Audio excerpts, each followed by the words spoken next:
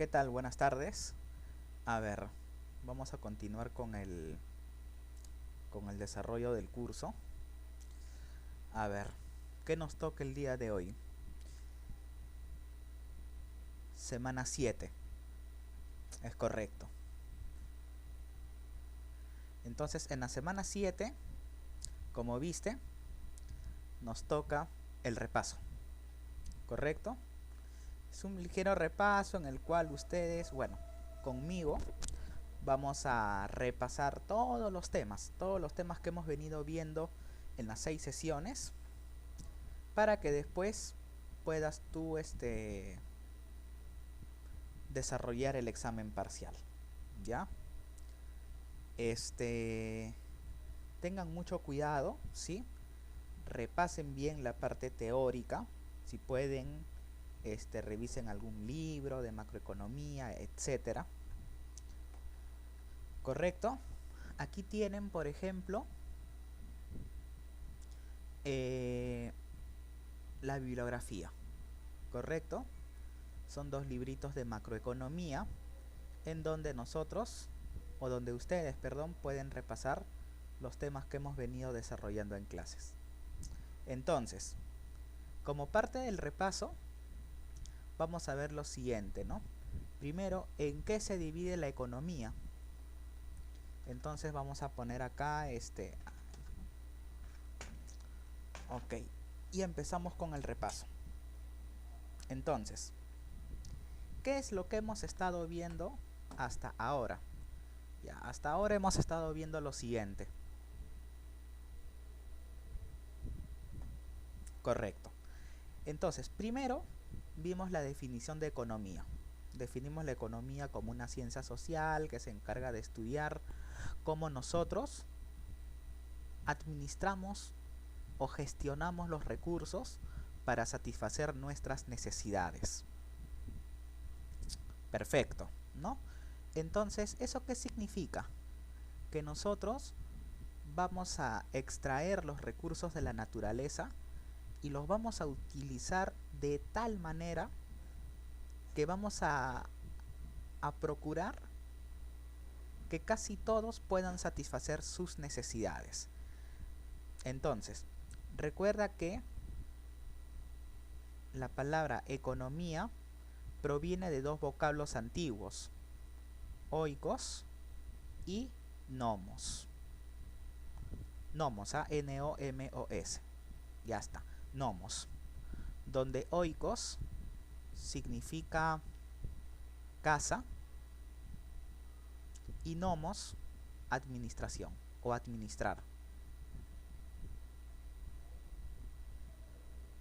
Entonces la palabra economía, etimológicamente hablando, proviene o significa administrar la casa. Listo.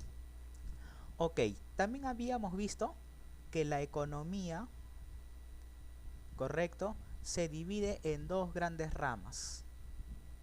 ¿Ya? Pero recuerda que no es micro y macro. Microeconomía y macroeconomía es una clasificación específica, pero de la teoría económica. Entonces, ¿de qué manera nosotros podemos clasificar la economía? Nosotros la podemos clasificar de dos formas. Con la economía positiva y la economía normativa. Listo. Generalmente cuando nosotros hacemos mención a la economía positiva, decimos lo que es. Ok, lo que es. O sea, ¿qué te quiere decir? Que es una rama de la economía que nos muestra la realidad tal cual. Entonces, yo les pregunto, ¿no? ¿De qué manera nosotros podríamos mostrar un estudio tal cual de la economía? ¿Mm? Por ejemplo, ¿cómo podemos conocer la realidad de un país? ¿Cómo nosotros podemos determinar cuántos pobres hay en el Perú? ¿Cómo podemos determinar nosotros el ingreso promedio de los peruanos? O al menos un aproximado. Entonces, ¿de qué manera nosotros podemos adquirir esa información? A través de censos. ¿no? Entonces, a través de los censos, ¿qué es lo que vamos a hacer? Vamos a conseguir la información que nos indique cómo está la economía en sí. Entonces, eso es economía positiva. Y recuerda que la economía positiva se divide en, como dice en la diapositiva, economía descriptiva,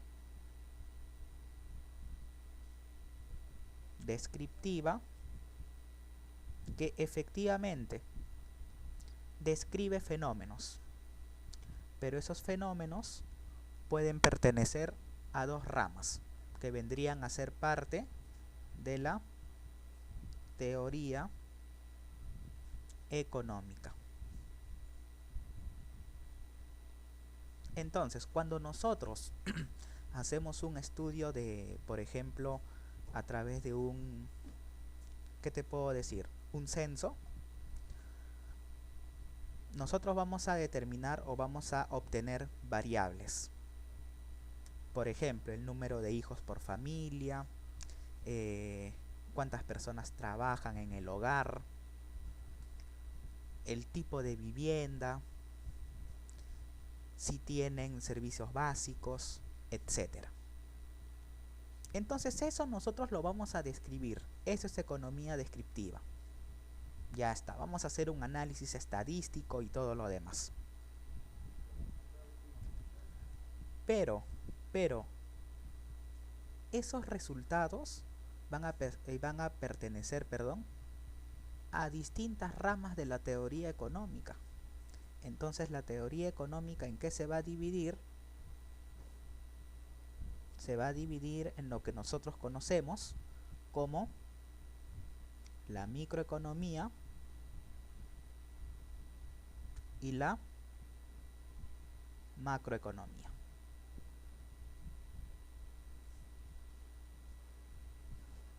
Listo. Recuerda también que la macroeconomía lo que hace es estudia agentes económicos individuales.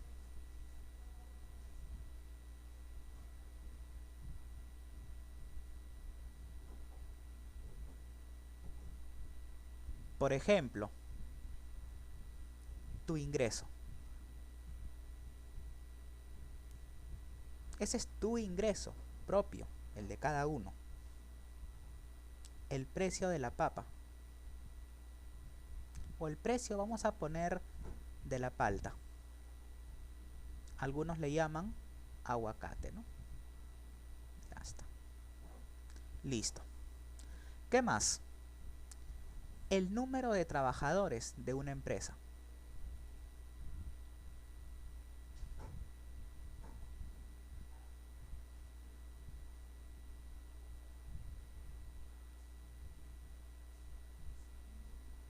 Correcto. Eso es microeconomía. En cambio, la macroeconomía estudia los agregados económicos.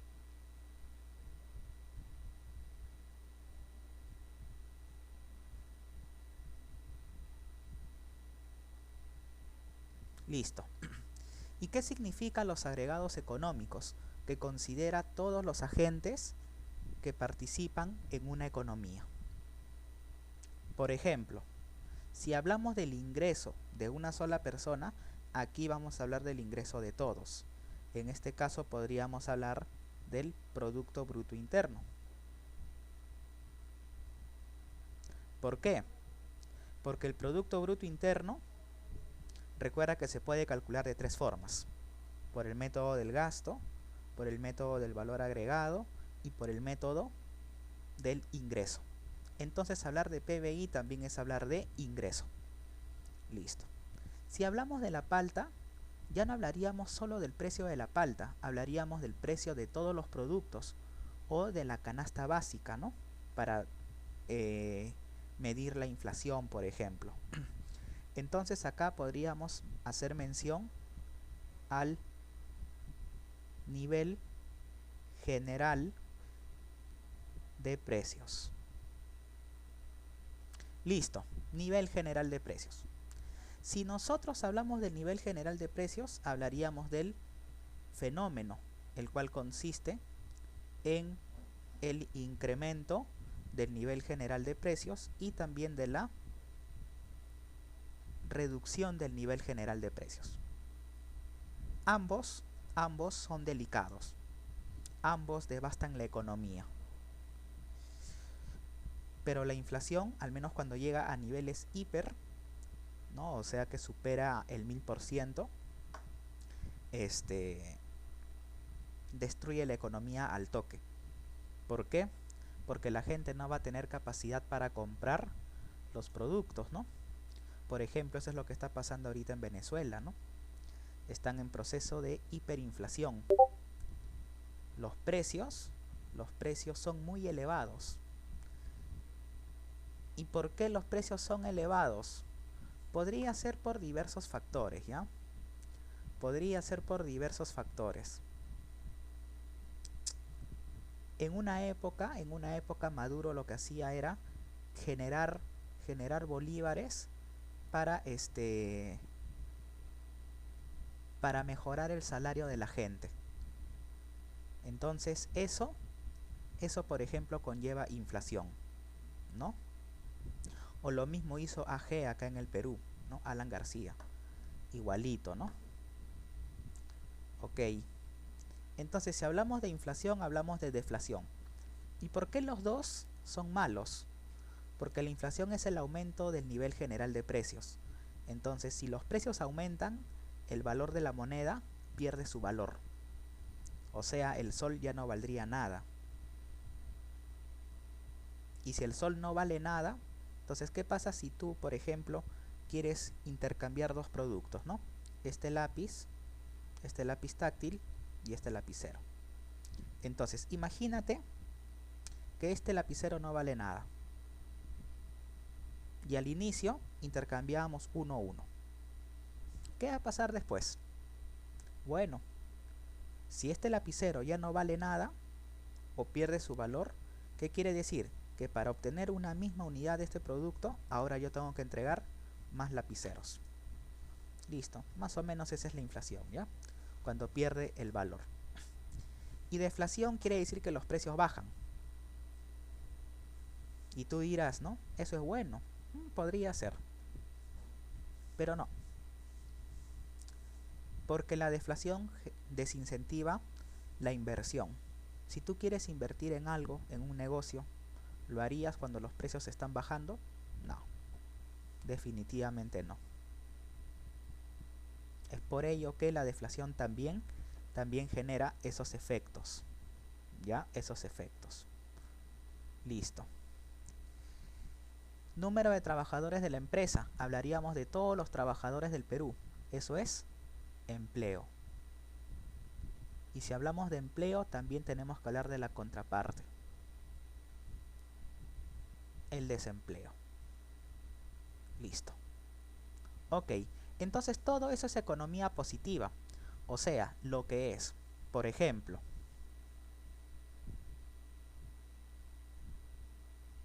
hay, vamos a poner 5 millones de pobres.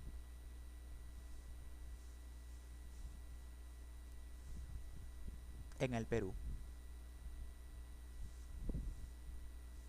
Esto es positivo o economía positiva. ¿Por qué? Porque te está mostrando el resultado o te está mostrando la realidad tal cual. Hay 5 millones de pobres. Listo. La tasa de analfabetismo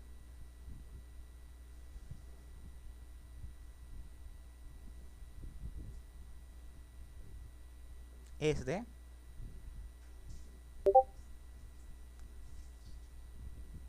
15%. Vamos a suponer, ya no te estoy dando cifras reales. Entonces, eso es economía positiva, te muestra la realidad tal cual.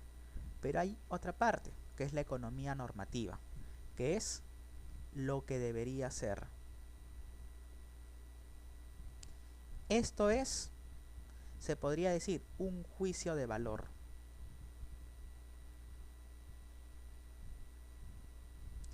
Y eso vendría a ser lo que lo que prometen algunos políticos, pues, ¿no? Algunos políticos. Pero yo te pregunto, si un candidato a la presidencia quiere hacer esa promesa, ¿qué es lo que necesita? Necesita una herramienta para alcanzar esos objetivos, y a eso se le llama la política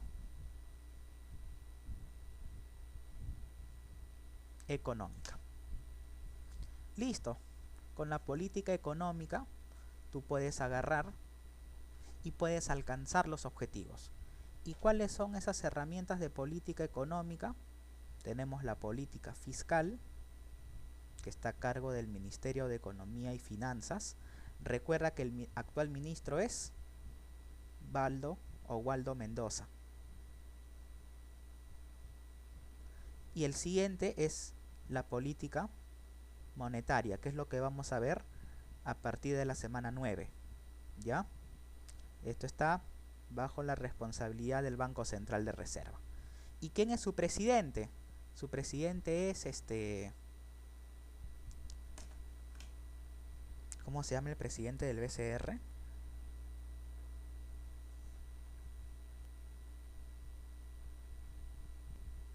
Bueno, ya. Vamos a buscarlo acá, ¿ya?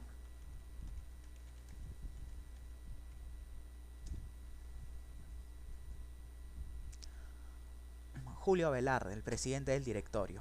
Julio Velarde. Ya está. No me acordaba su nombre. Julio Velarde.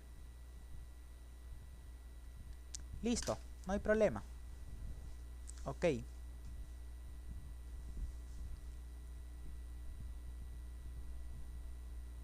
Entonces el Estado puede utilizar políticas para alcanzar el objetivo, ¿no? A veces, y por ejemplo ahorita, ¿no? Que ya falta poco para las elecciones en el Perú, a veces les preguntan a los candidatos, ¿no? ¿Y cuáles son sus propuestas? Ya, esas propuestas están dirigidas a alcanzar un objetivo. Y eso forma parte de la economía normativa. Por ejemplo, ¿no? Al término de mi mandato, por ejemplo, no podemos poner acá, al término de mi mandato presidencial,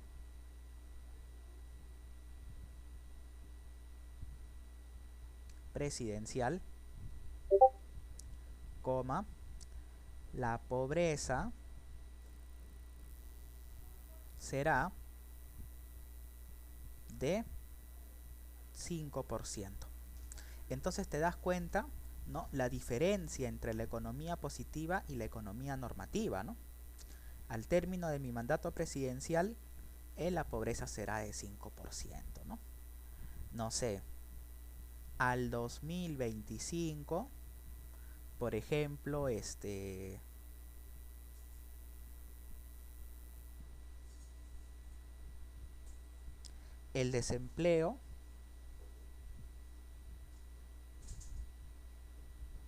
desempleo será de 10%. Entonces, esos son, se podría decir, como una visión del país, o sea, cómo vemos al país más adelante, en el futuro. Correcto. Entonces, esa vendría a ser la primera parte, ¿no? Nuestra primera sesión. Listo. También tienes que recordar lo siguiente, ¿no? Que Adam Smith es considerado el padre de la economía. Ya es uno de los economistas clásicos. Y él, en su obra, Una investigación sobre la naturaleza y causa de la riqueza de las naciones, él habló sobre la eficiencia económica y también sobre la búsqueda del bienestar. ¿Qué quiere decir? Que nosotros, cuando vamos al mercado, nos reunimos con el vendedor y ambos buscamos nuestro bienestar. Ese bienestar nosotros lo adquirimos siendo guiados por una mano invisible. O sea, la mano invisible es la que vendría a ser, no sé, un conjunto de aspectos psicológicos, monetarios, económicos, que van a llevar al consumidor y al vendedor, correcto, buscar su máximo bienestar. Listo. Después viene el padre de la macroeconomía, ¿no? Que es John Maynard Keynes. Este hombre publica en el año 36 su libro La teoría general del empleo, el interés y el dinero. Y este libro fue una respuesta a la crisis del 29, ¿no? Que se generó por diversos factores, que fue algo similar a la crisis del 2008, ¿no? Y esto ocurrió el jueves negro, el 24 de octubre del año 29, ¿no? Ahí fue donde se quisieron vender muchas acciones que no pudieron ser vendidas. ¿Y por qué no pudieron ser vendidas? Porque la crisis fue generada por especulación, ¿ya? Por especulación. Listo. Muy bien. Ahora, ¿qué más? ¿Qué otra cosa nosotros podemos ver? O sea, la importancia de la macroeconomía, ¿no? Porque es el estudio de los agregados económicos, ¿no? Y los agregados económicos vendrían a ser los componentes del PBI, ¿no? También, que es el consumo, la inversión, el gasto de gobierno, las exportaciones y las importaciones. Entonces es importante que tú recuerdes eso. Asimismo, vamos a recordar de una manera ligera lo que era el PBI nominal y real, ¿no? Primero, ¿qué es el PBI? Ya vamos a ponerlo aquí abajito. ¿Ya? ¿Qué es el PBI? El Producto Bruto Interno. Valor de los bienes y servicios, finales producidos en una economía en un periodo de tiempo determinado, dentro de un periodo X.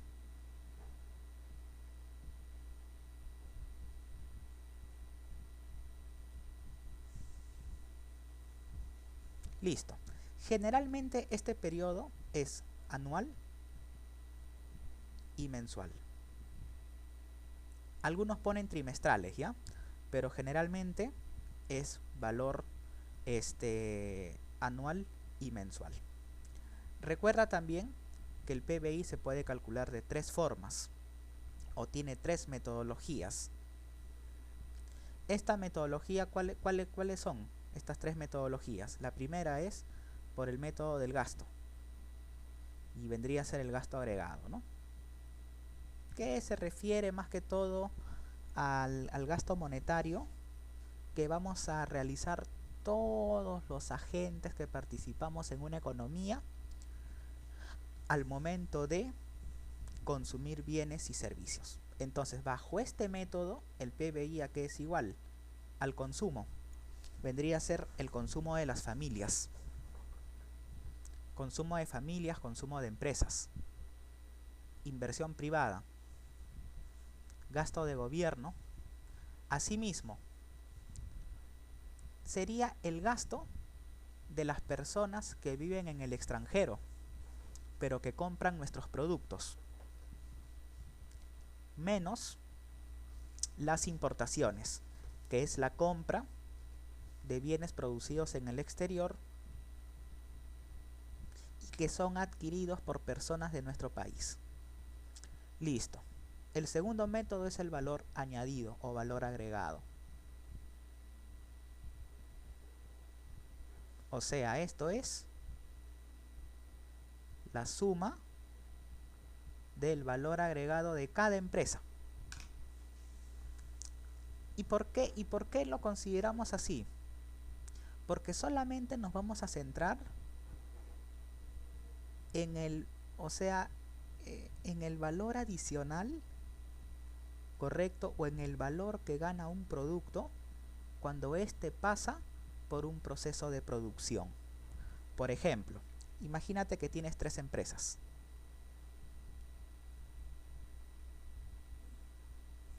¿Correcto? Listo. La empresa 1 produce, produce y le vende a la empresa 2, por ejemplo, imaginando que la empresa 1 es la que extrae de la naturaleza y transforma un producto y se lo vende a la empresa 2. Ya. Imagínate que esta empresa le vende por un valor, vamos a poner acá, por un valor de 50 soles. Listo. Entonces la empresa 2 le paga a la empresa 1 50 soles. Pero la empresa 2 lo que hace es transformar ese producto que le vendió a la empresa 1 y se lo va a vender a la empresa 3. Pero ahora ya no se lo va a vender a 50 soles. Ahora imagínate, se lo vende a 80. Listo. Y por último, la empresa 3 le compra el producto a la empresa 2, lo transforma y elabora un bien final que se lo vende a 100 soles a las familias. Entonces, ¿qué vemos acá? Si nosotros consideramos el método del gasto, nosotros decimos el valor de los bienes y servicios finales.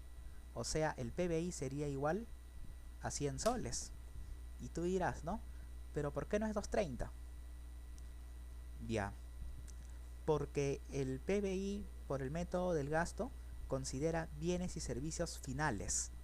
Entonces, la empresa 1 no vendió un producto final, sino esa empresa 1 le vende a la empresa 2 insumos. Entonces son bienes intermedios. Entonces, para que no cometamos errores al momento de valorar los bienes, nosotros solo vamos a considerar los productos finales.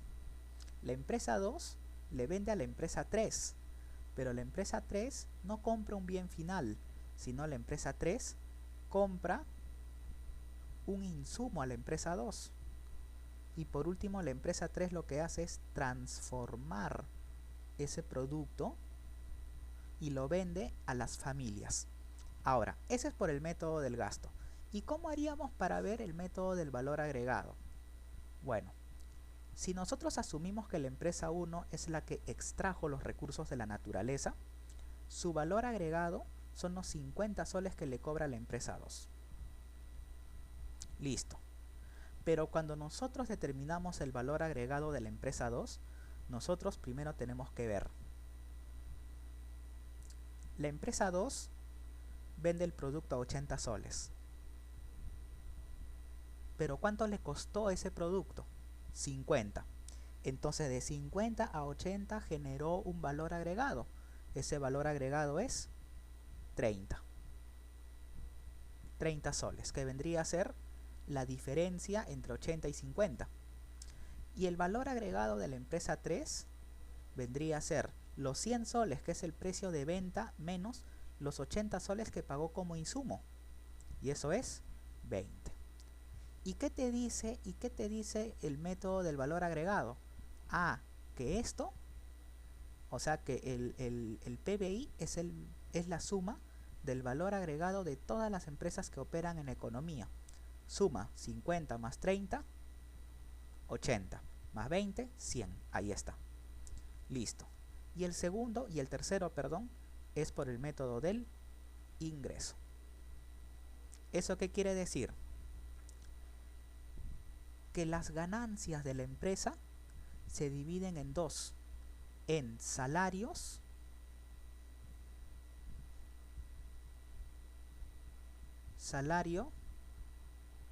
más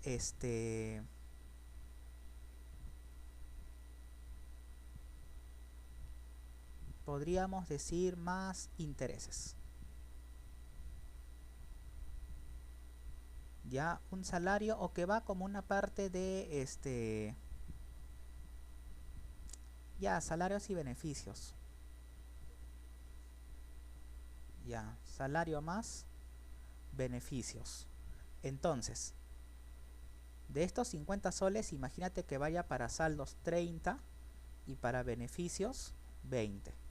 Acá, imagínate que en los salarios va 20 y en los beneficios va 10.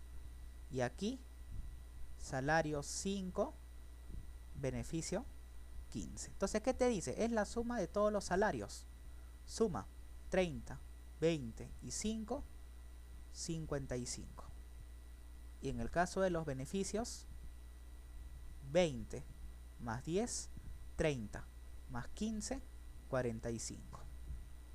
Y si tú sumas 55 más 45, ¿cuánto te da? 100. Esas son las tres metodologías, ¿ya? Las tres metodologías para hallar el PBI. Listo. Ahora,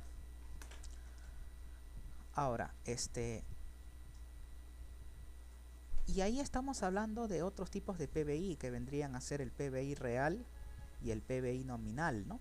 Entonces yo digo, ¿no? ¿Qué es el PBI nominal y el PBI real?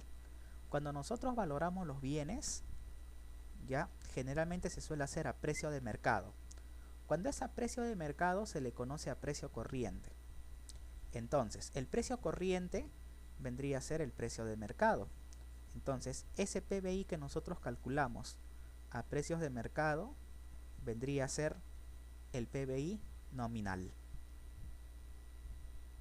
Por eso dice acá, PBI nominal, bienes y servicios valorados a precio constante. Perdón, a precio corriente. ¿Qué quiere decir? Que vamos a valorizar los bienes a precios de mercado. Pero yo te pregunto, el PBI nominal, ¿por qué motivos podría aumentar? Podría aumentar por producción, porque la producción es Q, pero también podría aumentar por precio.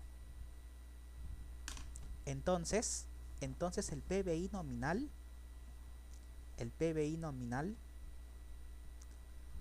te va a indicar que el PBI puede subir, este PBI nominal puede aumentar por mejora en la producción o por incremento de precios. Ok, pero eso no me interesa. O sea, yo no quiero que mi PBI nominal suba por precios. Porque ¿qué pasaría, por ejemplo, en una economía como la venezolana? El PBI nominal sube de forma exponencial. ¿No ves que los precios de mercado están subiendo? Y ese no sería un indicador para decir que la economía va mejor. ¿Cómo mejoramos el bienestar de la economía o el bienestar del país? Lo mejoramos produciendo más. Entonces yo necesito que el precio no cambie. Entonces para eso yo lo valorizo en términos reales. ¿Y qué te dice el PBI real? Valoras los bienes a precio constante. ¿Y eso qué significa? Que el precio no va a cambiar.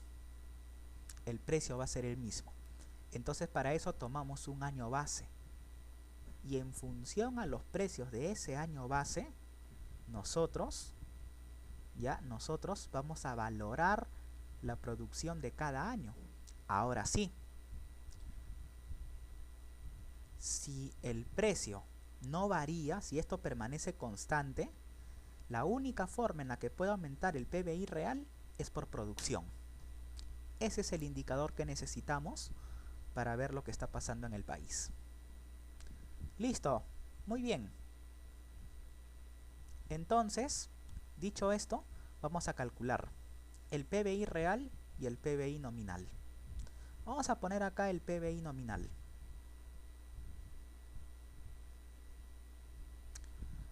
A ver.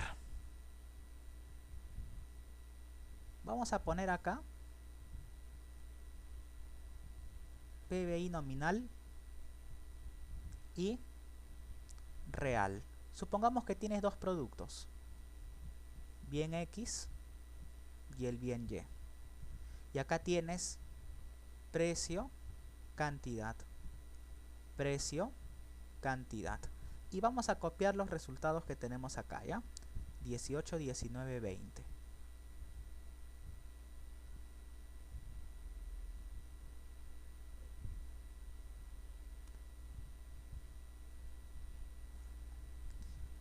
5, 10, 8, 15.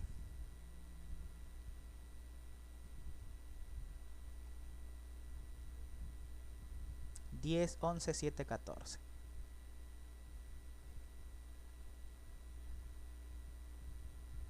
8, 15, 10, 16. Listo. Entonces, cuando tú quieres calcular el PBI nominal, ¿qué te dicen? Tú vas a valorizar o tú vas a valorar los bienes a precio corriente. ¿Qué quiere decir? Al precio de mercado de ese año. O sea, ¿qué me va a interesar entonces? A mí me va a interesar el precio de los dos productos de cada año. ¿Ok? Entonces vamos a calcular acá el PBI nominal. Entonces, ¿qué es lo que hacemos? Simplemente multiplicamos. Para el 2018, 5 por 10 más 8 por 15. 170. Listo. 10 por 11 más 7 por 14.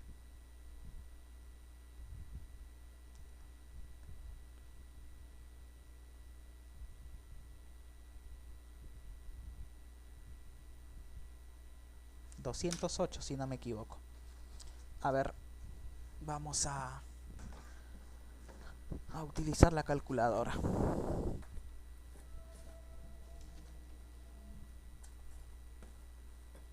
Ya, ok, disculpen. 10 por 11 más 7 por 14, 208. Y el último sería 8 por 15 más 10 por 16, ¿no? 280. Listo. Ok. Entonces mira, o sea que en el 2020 la producción aumentó en 80 y 80 de 208 es casi el 50%. O sea, estaríamos hablando de un 35 a 40% aprox.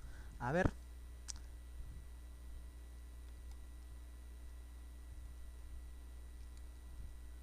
Exacto, 34.61%.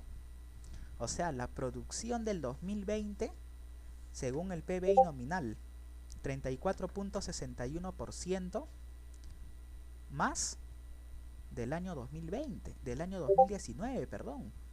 O sea, date cuenta, ¿no? Acá vamos a poner la variación porcentual.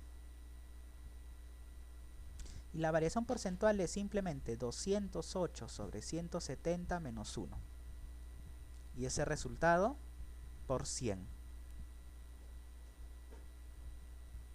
Listo. Entonces vamos a poner, y acá ¿por qué no pongo nada? Porque no hay un año anterior. Listo. A ver, un ratito. Sobre 170 menos 1 por 100. Mira, acá aumentó en 22.35%. Y aquí sería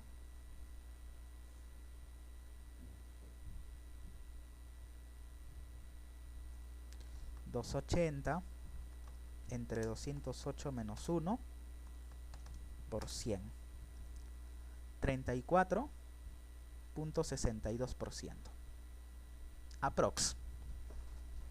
O sea, quiere decir que el país va bien. Pero mira, vamos a ver esto.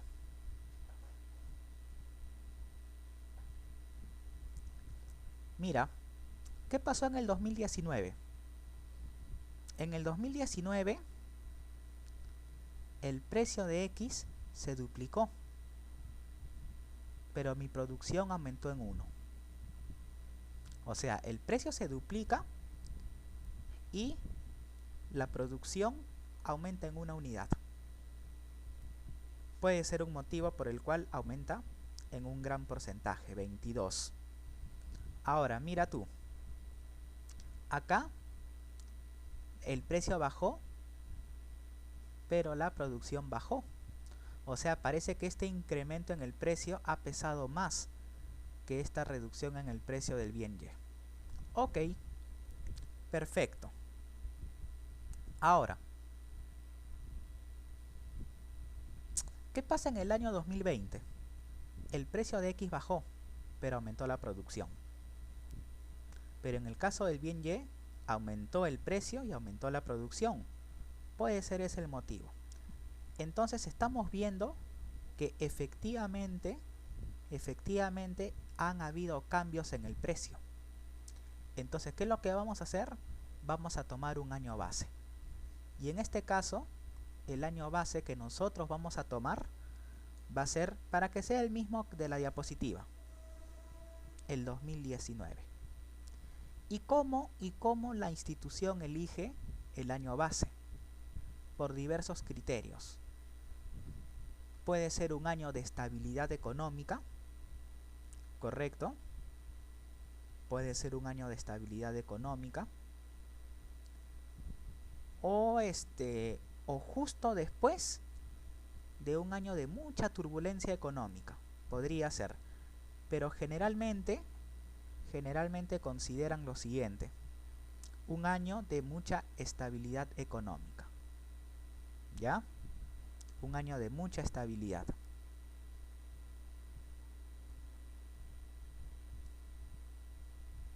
Listo. Bueno, no de mucha, sino de estabilidad. Ok. Si nosotros tomamos el año base 2019, lo que vamos a considerar van a ser los precios de los productos. O sea, yo voy a considerar el 10 de acá y el 7. Entonces, cuando tú quieras calcular el PBI real, vamos a poner a precios del año 2019. Si tú revisas los reportes del Banco Central de tu país, de donde me estés viendo, ¿qué es lo que vas a observar?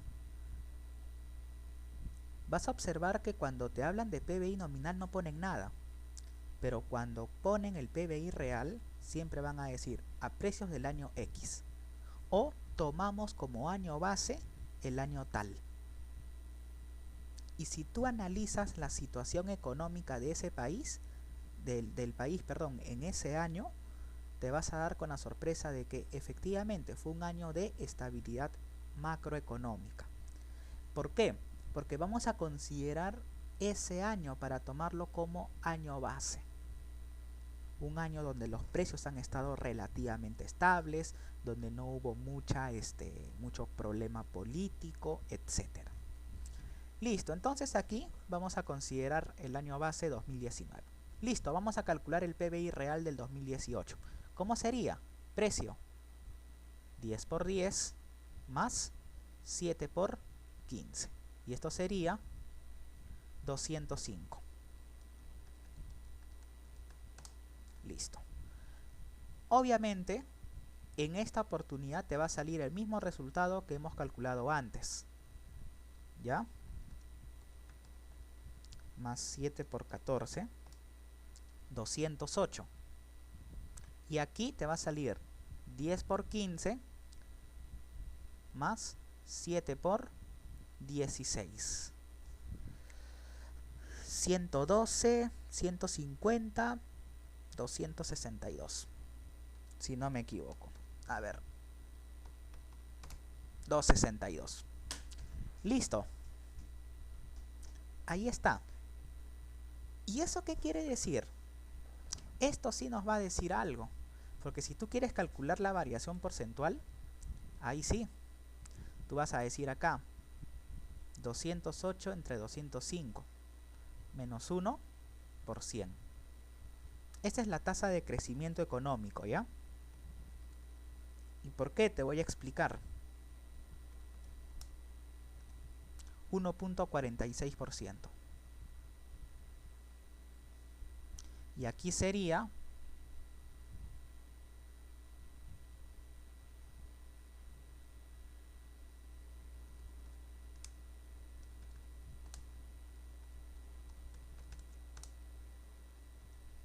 25.96. ¿Eso qué quiere decir? Que la producción del 2019 se incrementó en 1.40 o fue 1.46% superior o más que la producción del año 2018. Y para el año 2020 la producción aumentó en 25.96% respecto a la producción del 2019. Y vamos a ver, mira, la producción de X aumentó de 11 a 15 y la producción de Y de 14 a 16. Ahí está explicado. Aquí, en el 19, la producción en el 18 era de 10 para el bien X y en el 2019 pasó a 11. Y acá de 15 bajó a 14. Por eso ves que la producción aumentó solo en 1.46%. Pero ¿qué habíamos dicho hace rato? Que acá aumentaba en 20 y acá en 30. Entonces, ¿qué es lo que nos dice esto? Esto permite entender ¿qué cosa? El modelo de la frontera de posibilidades. ¿Y qué te decía la frontera de posibilidades? Que cuando esta fronterita se expande, ya sea por diversos motivos, a esto se le llama crecimiento económico. ¿Y eso qué significa? Que ese país produce más. ¿Y quién te refleja esto? El PBI real. Entonces yo te podría preguntar, ¿no? ¿Cuál de las dos herramientas sirve mejor para determinar el crecimiento de un país? PBI real. Así es simple. Así es simple. ¿Por qué el PBI nominal no es una herramienta confiable? Porque el PBI está aumentando por precios. O sea, si hablamos de una economía que tiene un fenómeno inflacionario, entonces, ¿de qué te sirve? No te sirve de nada. Porque la producción supuestamente aumenta, ¿por qué? Por el precio. Y lo ponemos entre comillas, todavía unas comillotas. Porque si el precio se multiplica por 100, ese PBI nominal va a aumentar bastante. Pero ¿cuál es el problema? Que nosotros tenemos que ver la producción. Por eso es PBI, es producción. ¿Ya? Listo. ¿Qué más? Vamos a ver cuentas nacionales, ¿ya? Vamos a recordar, ¿ya? A ver. Cuentas nacionales. Es la contabilidad nacional. O sea que va a registrar todas las operaciones que se realizan en un país. Entonces nosotros tenemos el PBI. Ya, el PBI aquí es igual consumo más inversión, más gasto, más exportaciones, menos importaciones. Ok, pero esto es el PBI a precios de mercado, porque está valorado a precio corriente. Si tú quieres calcular el PBI a costo de factores, o sea, como que a fábrica, ya como que el precio a fábrica, ¿cómo lo haríamos? Ya, esto generalmente sería así: costo de fábrica o a costo de factores. ¿Cómo determinas el precio? El precio lo determinarías sumándole los impuestos indirectos y restándole el subsidio. Entonces, si tú quieres calcular el PBI a costo de factores, sería PBI a precio de mercado menos impuestos indirectos más subsidios. ¿Y por qué? Imagínate el precio del cigarro. ¿Por qué subió el precio del cigarro en el Perú? Del cigarrillo. Porque le han incrementado el impuesto selectivo al consumo. Es un impuesto indirecto.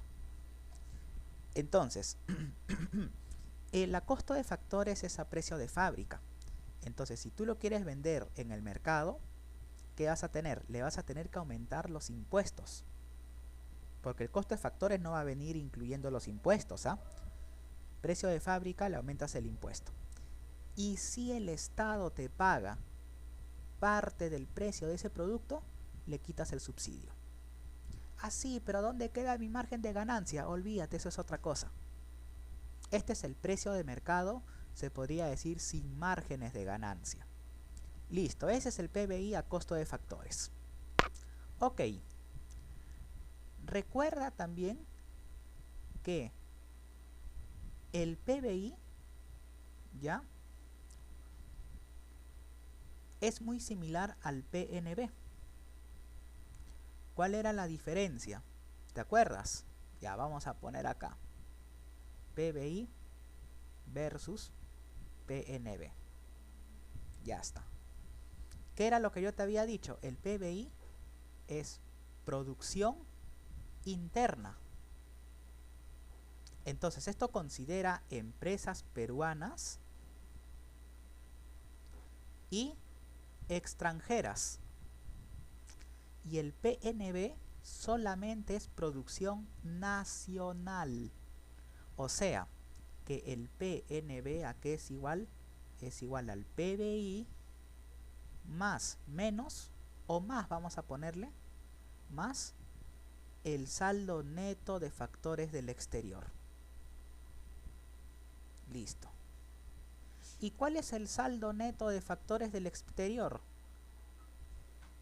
Más producción de empresas peruanas en el exterior,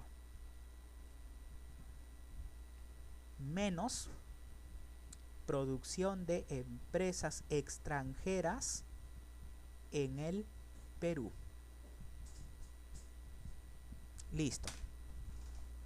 Entonces, en un país como el nuestro, ya, en un país como el nuestro, ¿qué es lo que va a pasar?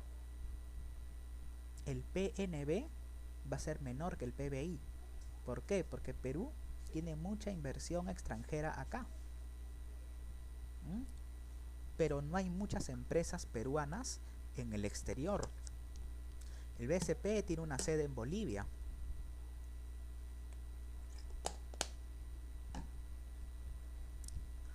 Por ahí podríamos hablar de la empresa GPR, quizás.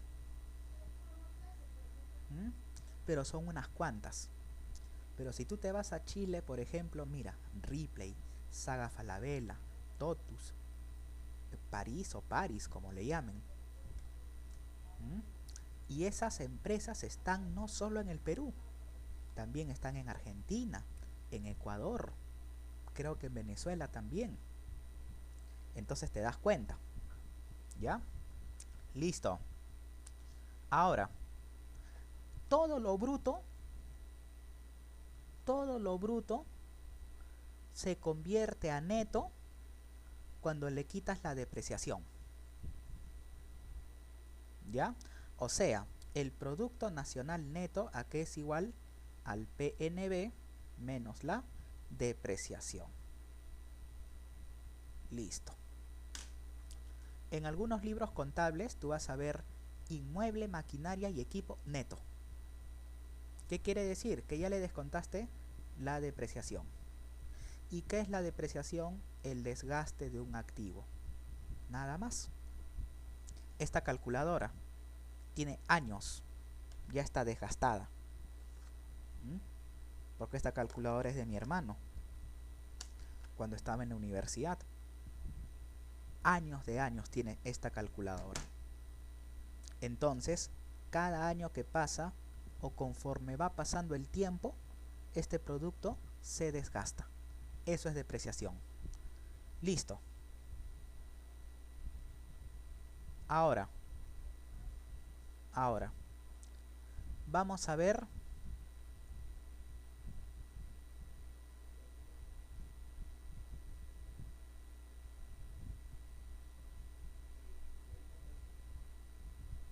un ratito.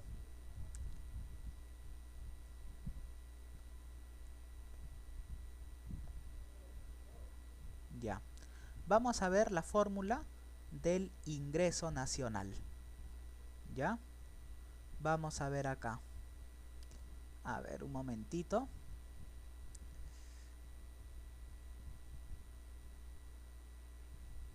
Ya está. Aquí está. ¿Mm? Menos impuestos indirectos más subsidios, ¿no?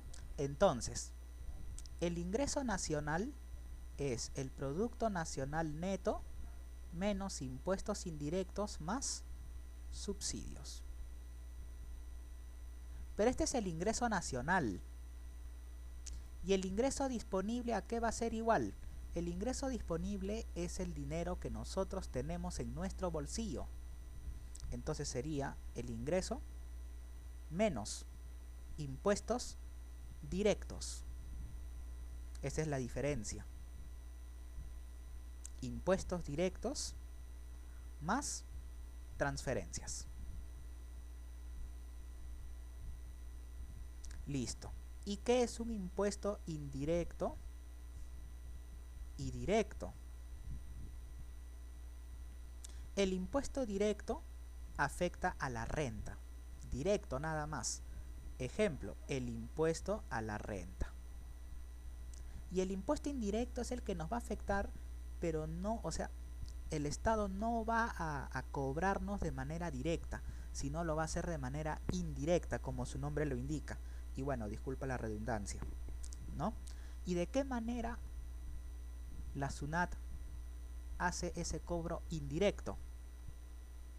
IGB, el impuesto general a las ventas. En otros países, el IVA. ¿Qué más? Tenemos el impuesto selectivo al consumo. Listo, muy bien. Entonces todos esos,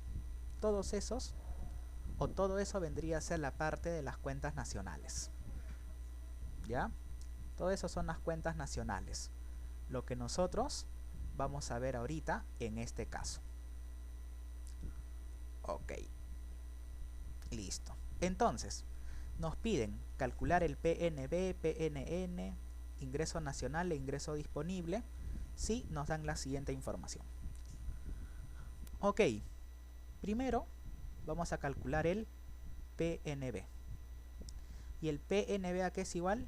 PBI más menos o más saldo neto de factores del exterior. ¿Y cómo vamos a calcular el saldo neto de factores del exterior? Sería empresas peruanas en el extranjero menos empresas extranjeras en Perú. Listo. Entonces vamos a calcular eso. Saldo neto de factores del exterior. Empresas de Perú en el exterior, 400. Menos empresas extranjeras en Perú, 1400. ¿Cuánto me sale? Menos 1000. Por eso le pongo acá el más. PBI, en este caso sería 15.000 más saldo neto, menos 1000. Otros le ponen así. PBI más menos, o otros le ponen, le ponen pago neto de factores del exterior. Más menos. El más cuando es positivo y el menos cuando es negativo. Pero, no sé, puedes inducir al error. Yo prefiero trabajarlo así. Directo con positivo más saldo neto. Y nosotros calculamos el saldo neto de factores del exterior. Ahí no me interesa si sale positivo o negativo. Como está sumando, no pasa nada. ¿Y esto cuánto me sale? 14.000. Listo. Producto Nacional Neto, PNB menos depreciación. 14.000 menos depreciación, 4. ¿Cuánto me sale? 10.000.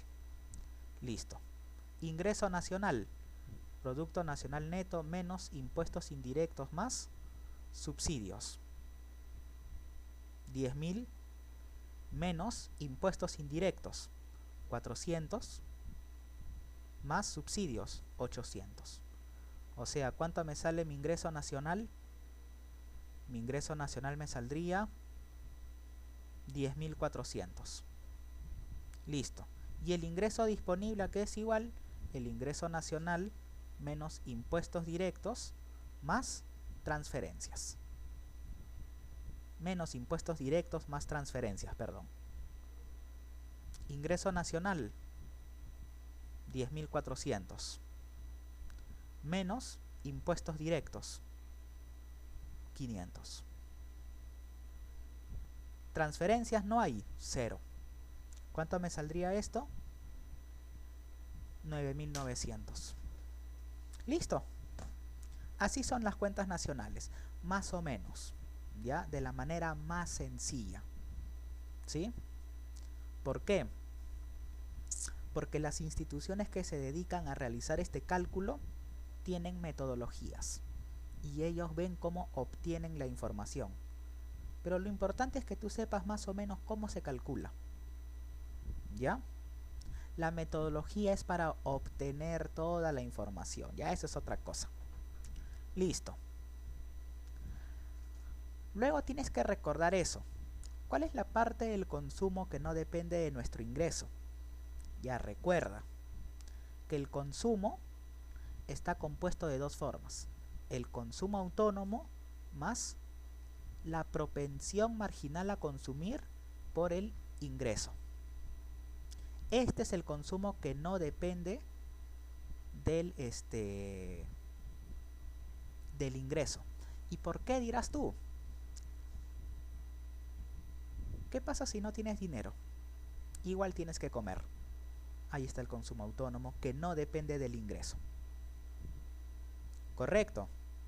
Esta C minúscula es propensión marginal a consumir. ¿Eso qué significa? Pongámosle ¿cómo se llama? Incrementos o derivadas. Derivada del consumo con respecto a Y. ¿Qué te va a quedar esto? Esto te quedaría así. Esto es 0. Esto entre esto, 1. ¿Y qué me quedaría? Me quedaría esto de acá. Y esto es lo mismo que incrementos. ¿Qué quiere decir?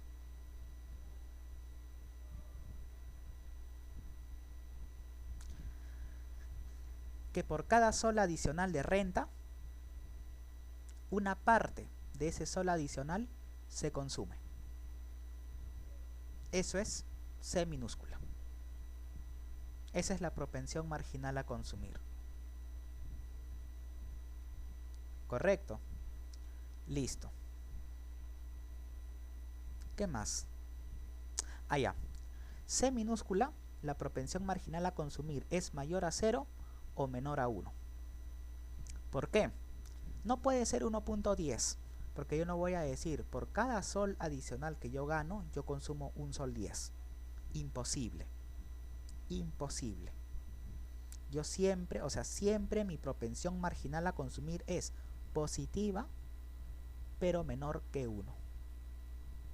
¿Por qué? Porque no todo mi ingreso lo voy a consumir. Una parte de este ingreso va al ahorro. ¿Ya? Va al ahorro. Listo.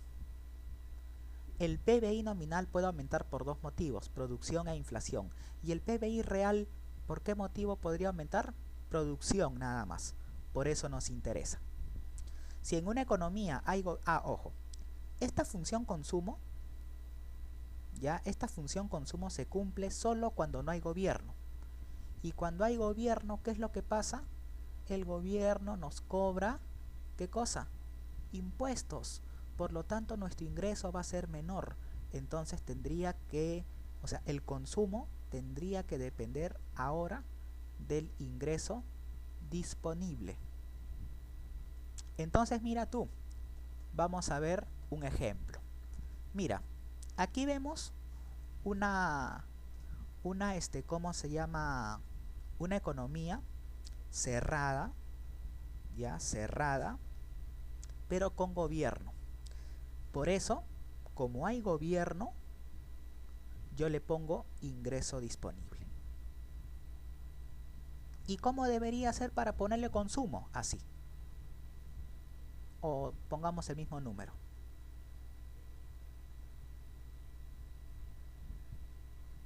Y nada más. Ahí sí le pondría Y, porque no hay Estado.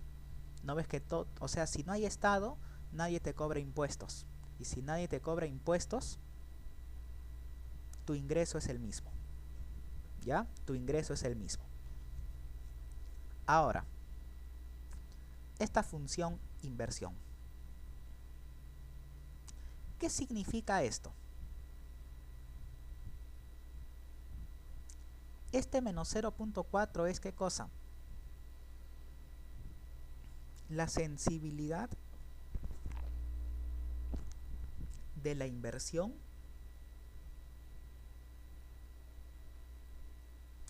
con respecto a la tasa de interés, a cambios en la tasa de interés.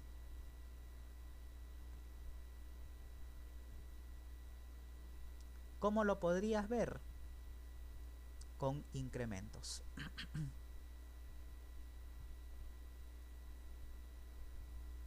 O sea, si la tasa de interés aumenta en una unidad, la inversión baja en 0.4. Esa es la sensibilidad. Y tú dirás, ¿y por qué? Fácil pues. ¿La inversión de qué depende? Ya, la clase pasada vimos eso. La inversión depende de las ventas o ingreso y de la tasa de interés. Pensemos en una bodega, en una fuente de soda. Tú tienes tu negocio. Al principio tienes una máquina expendedora. Imagínate que de aquí a un pequeño tiempo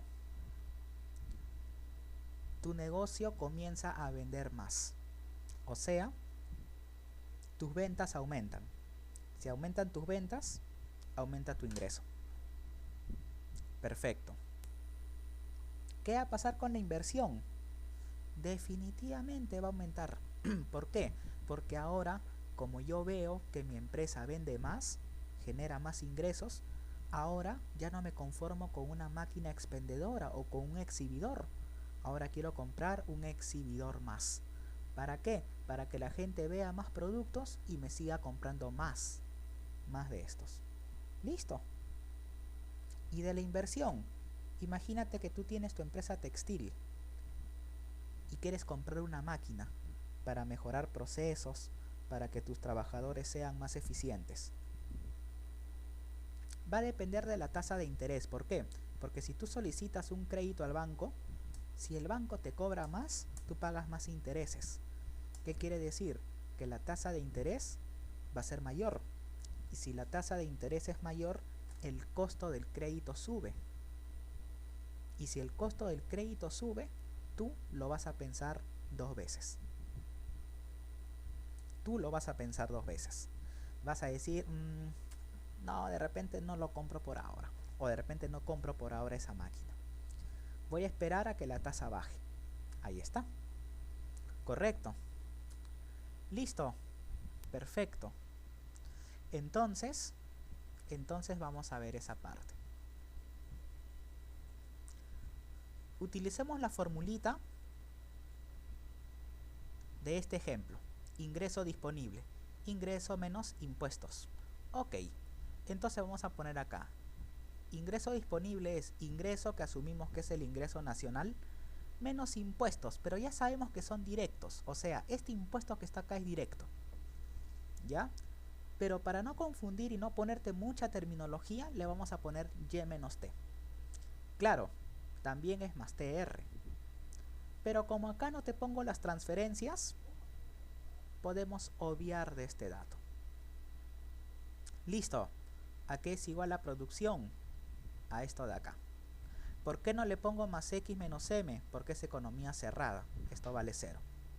Entonces reemplazas 700 más 0.55 YD más inversión más gasto. Listo.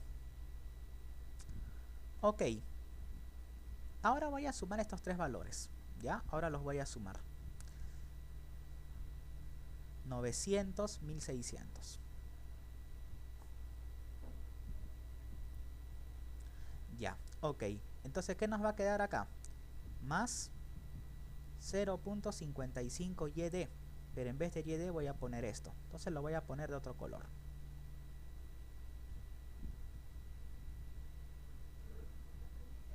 Listo. Menos 0.4i.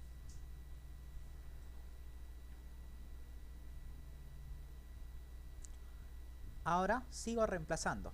En vez de poner T, voy a poner esto. Pero como el signo menos está adelante, abre paréntesis. Listo. Ya está.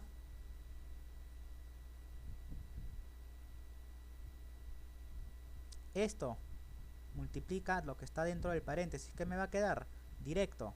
0.7y menos 50. Listo.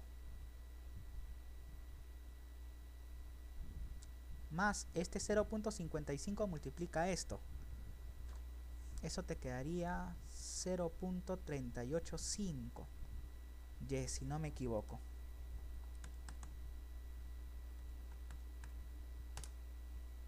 Sí, 0.385. Más por menos, menos. 27.5. Menos 0.4i. Luego, esto pasa a restar. Pero primero voy a restar estos numeritos, ¿ya? Me quedaría 1572.5 más 0.385y menos 0.4i.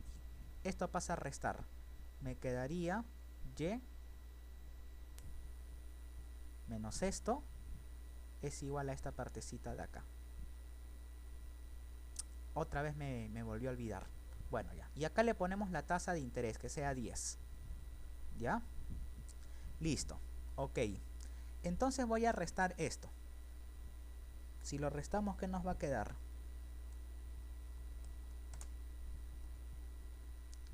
0.61y es igual a 1572.5 menos 0.4i.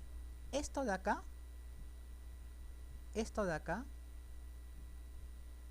es la curva IS. Esto refleja el equilibrio en el mercado de bienes. Esa es la curva IS. Ahora sí, ¿qué voy a hacer? Voy a reemplazar. En vez de poner I minúscula, pongo 10.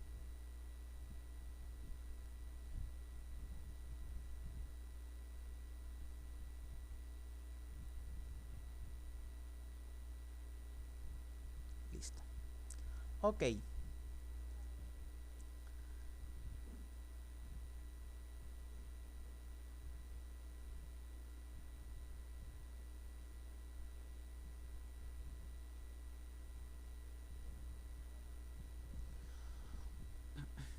Esto me saldría 4. Y la producción de equilibrio, ¿cuánto me saldría? Me saldría esto de acá.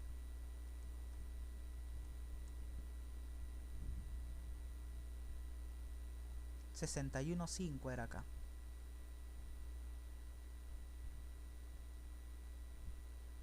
61.5. Esto me saldría 2550.41. Bueno, 40.65. Lo podemos redondear. No hay problema. Listo. Ya está. Eso sería todo el repaso. ¿Ya? Ahora, acá te voy a dejar un caso, para unos ejercicios para que tú lo resuelvas. ¿Ya? A ver.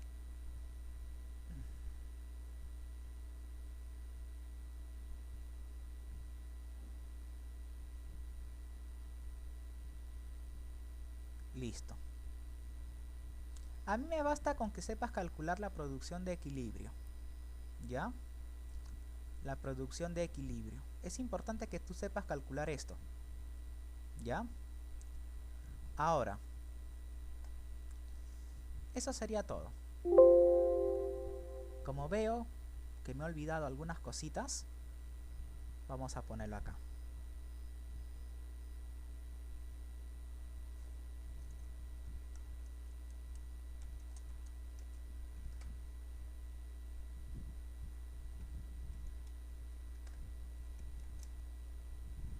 Listo.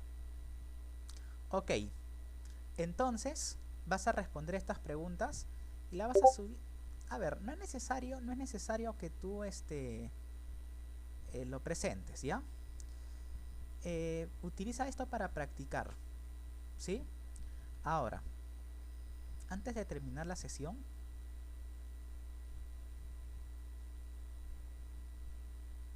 vamos a ver esto. Ay, perdón.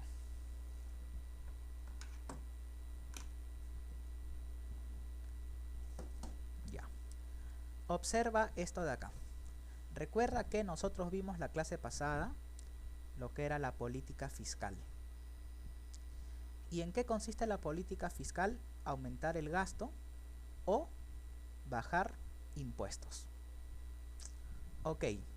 ¿Y de qué manera esto afectaba la producción de equilibrio? Vamos a ver acá.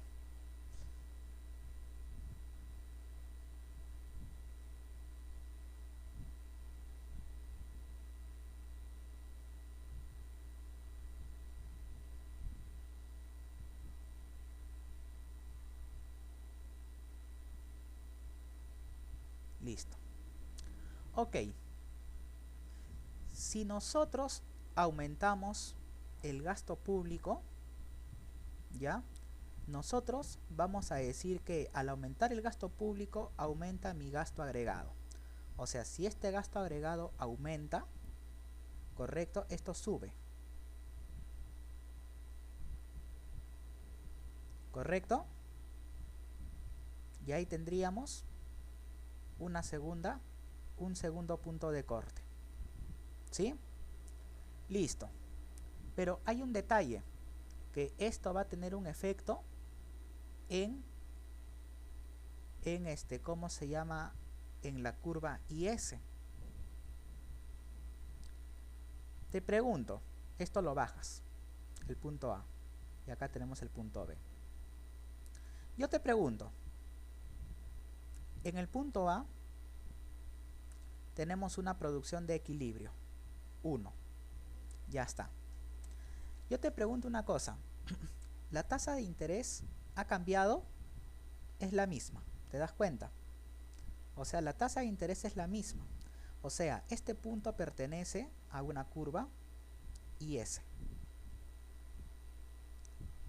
Entonces, esta es una curva IS. Pero debido a la política fiscal, cuando tú incrementas el gasto público o bajas los impuestos, la curva IS se va a desplazar a la mano derecha. ¿Y qué es lo que pasa? Aumenta la producción. Eso es lo que pasa. ¿Y esto por qué ocurre? Por dos cosas. Por un aumento en el gasto o por una reducción en los impuestos. Esto sería una política fiscal expansiva. ¿Correcto? Listo. Recuerda que yo te podría preguntar, ¿en cuánto aumenta la producción si yo aumento el gasto público? Entonces, para que tú midas el efecto de la política fiscal, tú tienes que agarrar y utilizar esta formulita.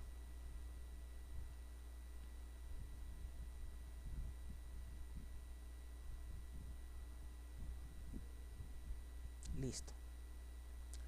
Ejemplo.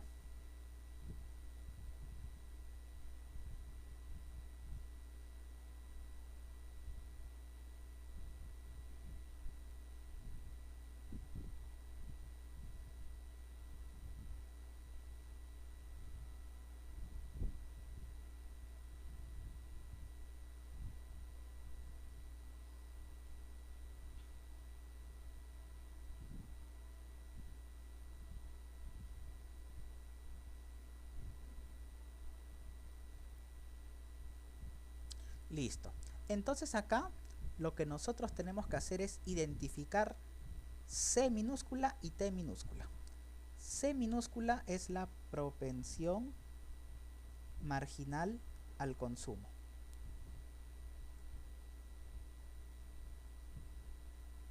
Y eso es esto de acá. Y T, perdón, es la tasa impositiva o la propensión marginal a tributar. Es esta T chiquita de acá, este numerito. Entonces tú dices, ¿qué pasa si el gasto aumenta de 150 a 200? Si el gasto público aumenta de 150 a 200, ¿en cuánto aumentó? En 50, o sea, mi aumento en el gasto es de 50 unidades, o de 50 soles, o 50 millones de soles. Entonces nosotros podemos determinar el efecto multiplicador de ese gasto público. Listo. Y ahí tenemos la respuesta. ¿Ya? 50, 1 menos 0.4, un ratito, por 1 menos 0.3. ¿En cuánto sube? 69.44. Y si tú quieres lo puedes verificar. Realiza el cálculo con estos valores y vas a ver que la producción aumenta en 69.44. Si no aumenta en esas unidades, me mandas un correo o me escribes al WhatsApp y me dices, y te pongo 2 puntos más sobre el parcial, pero tú me lo tienes que demostrar que no coincide. Si no coincide, yo te pongo tus puntos. ¿Ya? Entonces, esa es la fórmula que nosotros vamos a utilizar para ver qué cosa, para ver el efecto de una política fiscal. ¿Ya? Para ver los efectos de una política fiscal. Si quisiéramos hallar el impacto del tributo o de una reducción en los tributos, para eso sí necesitamos una información más. ¿Ya? Para eso sí necesitaríamos una información más. Porque recuerda que tú todo eso lo puedes sacar de los componentes del valor agregado, que diga del gasto agregado. En realidad, si es para ver el tema de los impuestos, me parece que acá va C. ¿Ya? Pero tendríamos que derivarlo. ¿Ya? ¿Y cómo lo podríamos sacar? Viendo o sea, tendríamos que ver esta operación, ¿no? Y ahí tendríamos que derivarlo y encontrar y encontrar en una parte los tributos. ¿Ya? Los tributos. Por ejemplo, ¿no? Nosotros lo pondríamos así. C más C minúscula por el ingreso disponible. Menos T. Más I más G. ¿No? Ahora, esto de acá, tú lo puedes resolver. Sí, acá es menos C. ¿Ya? Ahí es menos C. ¿No? Y vemos. Por ejemplo, esto sería así. Menos T menos TI. Más I más G. Más CY menos CT menos CTY. Más I más G. Estos que están con Y pasan al otro lado. Y en el otro lado, ¿qué te quedaría? Consumo autónomo menos CT más I más G. Esto sería esto de acá. 1 menos C por 1 menos T.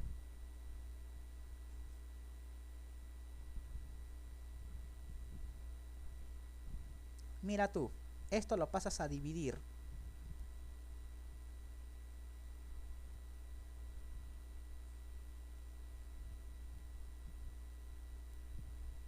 por todo esto.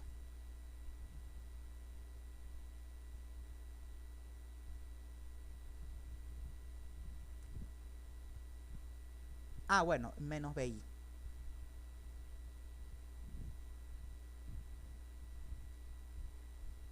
Menos BI. Listo. Y si tú quieres encontrar el impacto de una reducción en los impuestos, tú tendrías que ver esto. Esto lo derivas con respecto a t. Esto lo dejamos afuera. Y empezamos a derivar todo con respecto a t.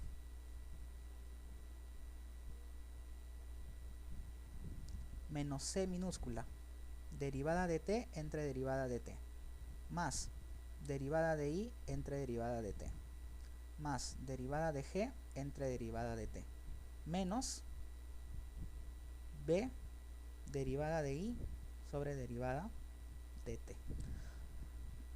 Como acá no hay t, 0, 0, 0, 0. dt entre dt, 1. Entonces, ¿qué me quedaría? Este menos c sale. Menos c entre 1 menos c por 1 menos t. Y esto pasa a multiplicar. Y me quedaría esto. Que esto te lo debía haber explicado. Esto te lo debía haber explicado. Pero bueno, ni modo, se me pasó. Y mira, ojo, que esta derivada es como si fueran los incrementos.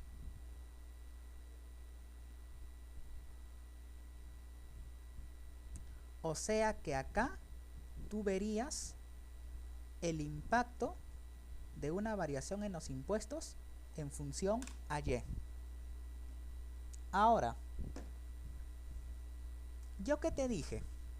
Que la política fiscal expansiva aumenta el PBI. Si tú aumentas el gasto público, aumentas la producción. Pero ¿qué tendrías que hacer para que aumente la producción si quieres manipular los impuestos? Tendrías que reducirlos. ¿Por qué? Porque este delta de t tiene que ser negativo. ¿Por qué? Porque menos por menos es más. Por eso, la política fiscal expansiva es ¿qué cosa? Aumentar gastos o bajar impuestos. Y te lo acabo de demostrar ahorita. Porque no me importa qué números ponga acá. Si el impuesto sube, este resultado es positivo. Más por menos, menos. Automáticamente la producción cae. Pero si yo bajo los impuestos, este resultado es negativo. Menos por menos, más. Aumenta la producción. ¿Viste? ¿Correcto? Entonces, estimados, practiquen bien. Esto no va a venir, no te preocupes. Pero fue algo que te debía haber dicho, porque es importante que tú conozcas esto también. Pero no hay problema. Lo hemos visto, ¿sí? No hay ningún inconveniente. Entonces, revisa bien estos casos, ¿ya? Resuelve este ejercicio para que practiques. Yo lo voy a dejar como tarea igual, pero no va a ser obligatorio. Los que me presenten, bueno, pues ya le pondré 1 o 2 puntitos más en el examen parcial, ¿ya? Listo, eso sería todo. Cuídense, que les vaya bien. Hasta luego.